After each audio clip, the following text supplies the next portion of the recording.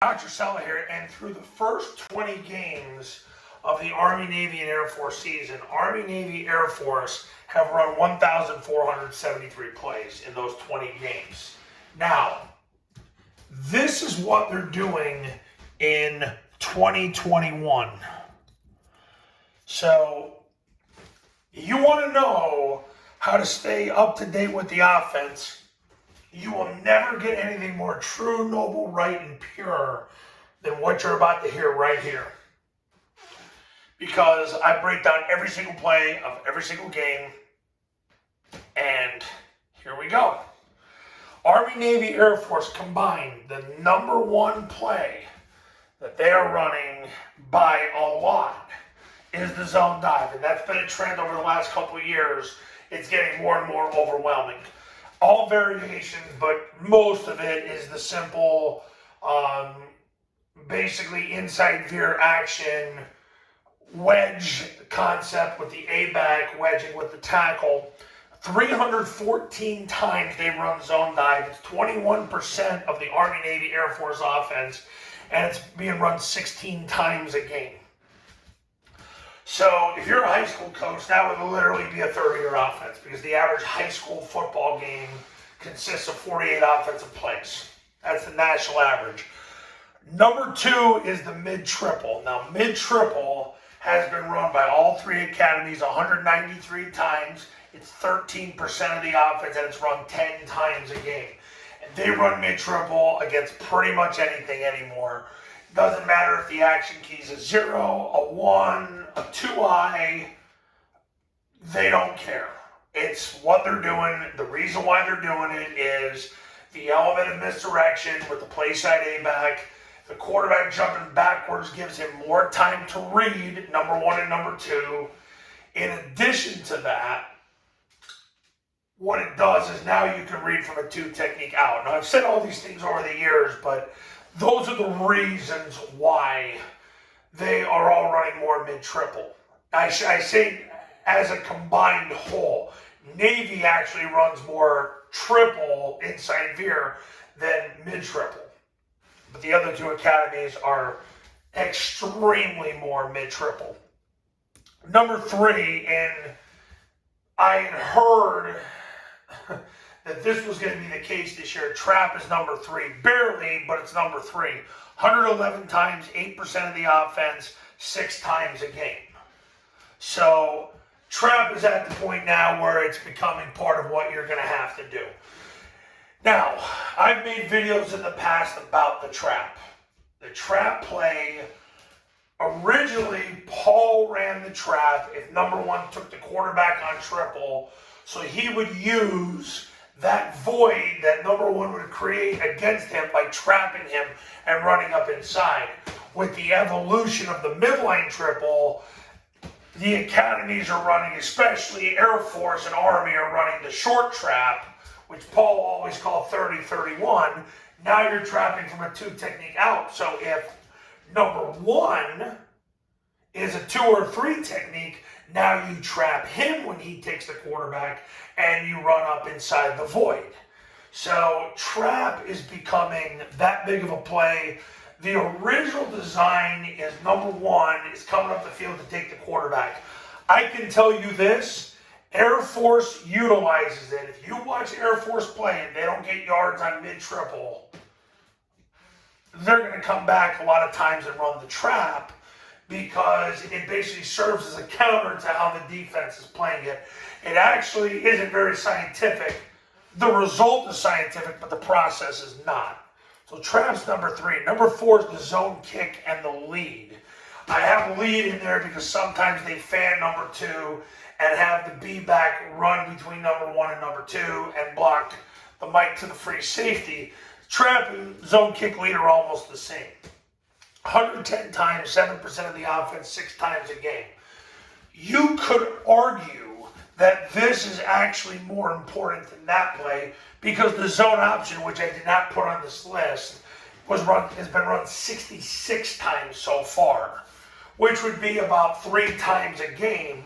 You could make the argument that this is more important than that.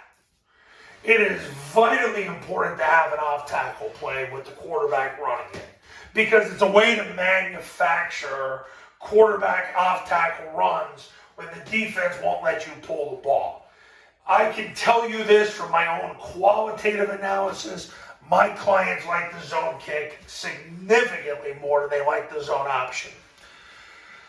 It's important to run the zone kick because it's an opportunity basically to get the ball off tackle, where theoretically you're running it off the third man on the surface, whether it's the heavy tackle or the receiver, but you get the ball between number one and number two. And I made videos on this before. I think I put it up the other day.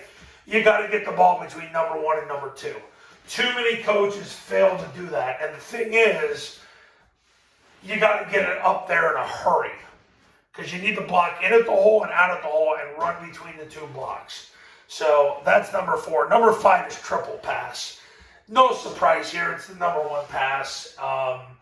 Conceptually, the biggest evolution of it is Army and Navy in particular are throwing backside on it more than they ever have. So if they ran triple pass to the right, let's say they run the switch to the right, they tag the route to the left receiver, and have him run a route and throw him the ball. So that's been the biggest evolution of the triple pass, but it's pretty much always been vert, switch, and tight end are the 3 base concepts. Last year they ran more duck. You can see all the videos on this here on this YouTube channel. But overall, you're seeing a lot of routes that are being run or being thrown to the receiver away from the action, which is interesting. Okay, now the main event. Number 6 is triple option. Now, most of these plays of the 89, 75 of them are from Navy. Navy is still running inside veer more than they run mid-triple. The other 2 academies are running a significant amount of mid-triple as compared to the triple option. So it begs the question: are we pretty much at the point offensively where you don't need triple option, you can just run mid-triple against everything? Well, I can tell you this: all 3 academies will run mid-triple against absolutely anything. Triple option pretty much is only being run if the action key is a 1 or a 2-eye. Pretty much. Sometimes they're running it against a 50 just to get a different look to see how the defense will react. But overall, it's being run predominantly against a 1 or a 2-eye, because then the B-back can just stay on his track and go. But they are running mid-triple against everything. I have yet to see them run triple option at a 3 technique. They usually run mid-triple at that point because it's just too dang good. Okay, now I'm going to get asked about other concepts. Okay, zone option is run 66 times. I know that was number 7. I didn't put it on the list because, as I've said for years, the NFL did a 2-year study, a 2-year run game study, and they proved during that run game study that in order for a run play to be successful, you have to run it at least 4 times a game. I can tell you this from qualitative analysis with some mixed methodology for my clients. It's generally more than that you're going to need for a play to be successful. Fringe plays don't work unless it's a gadget. And as Bill Belichick said, if you run a gadget, it better get you more than 3 yards for what you're investing in it. So right now, the state of the offense is this. This is the state of the offense. If you made it this far in the video, here's the state of the offense. If you're going to run anything, you're going to run the zone dive. You're going to use mid-triple if number 1 crashes into your wedge, because then you can read him. If he comes up the field, you're going to load him with the 3rd guy at the surface and run the zone kick. Trap is basically used if you don't get 4 yards on triple. It's just a counteraction to the triple. Yeah, obviously, triple pass is the foundational pass of the offense. As far as triple option goes, basically you use that against a 1 or a 2-eye so that the B-back can stay on track. That's your offense, guys. That's your offense. There are more boots being run in 2021, But I'll get to that another time. Guys, we're here for 10 minutes. We're out. Peace.